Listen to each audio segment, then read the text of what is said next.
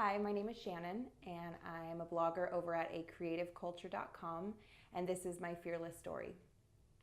When I was 17 years old, I fell in love with the greatest person I'd ever met, and I was extremely happy and extremely open, and everything was it was a wonderful period.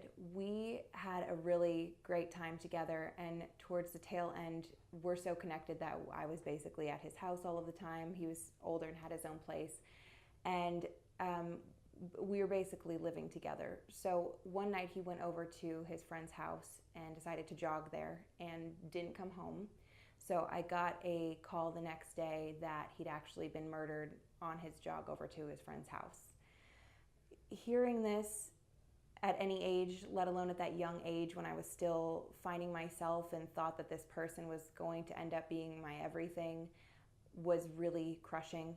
I understood that people lost a best friend and a brother and a son and have so much respect for the pain that they went through.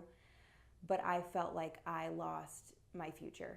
And feeling like that at that point in my life really caused me to lose myself. So it was just a series of coping mechanisms from there: overeating, overworking, overdrinking, for probably about a year. And all of that masking and masking and masking just made me a little bit blind to what had happened. And I rapidly gained 80 pounds.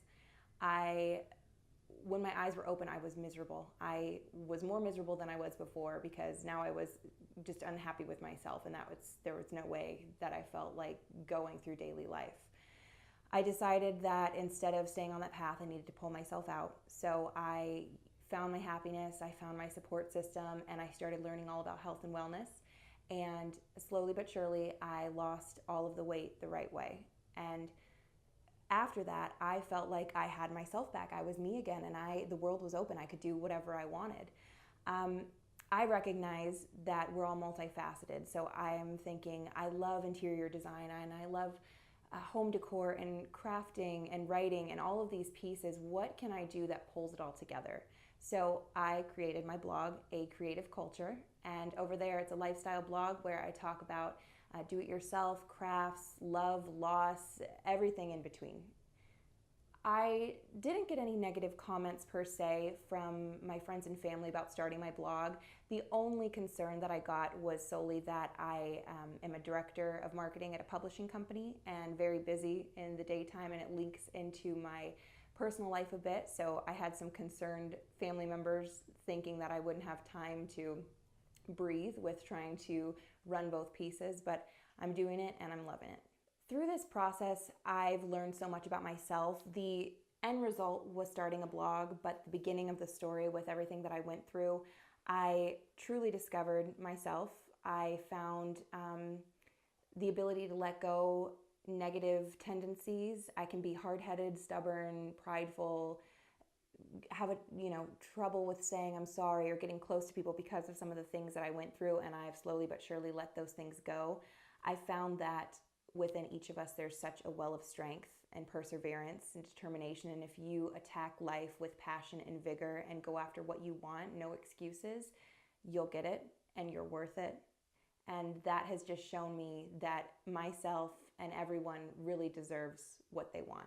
People who are afraid to accomplish their goals or go after their dreams or what they want, I don't think there's one specific piece of advice to give. I think it's a several step process, and you have to have a support system, but more so count on yourself and be accountable to yourself. Find your own motivation. Don't wait to get up and go to the gym, to get up and start that project, to make that phone call until you have a spark of motivation, because setting up your life and your goals on your moods and on your feelings is just setting yourself up for failure.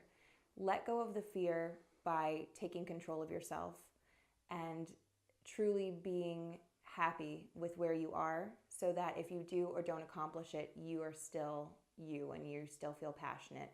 Oftentimes, you're not in a position right now where you feel like you can let the fear go or you feel like yourself. When I had all of that weight on me and the depression within me, I could have started my blog, but it would have most likely been a failure because I was not the right version of myself. Let your fear go by finding yourself. Thank you for listening. That was my Fearless Women Friday story. If you'd like to see more of my story and read some of my blogs, please come connect with me at acreativeculture.com. Bye.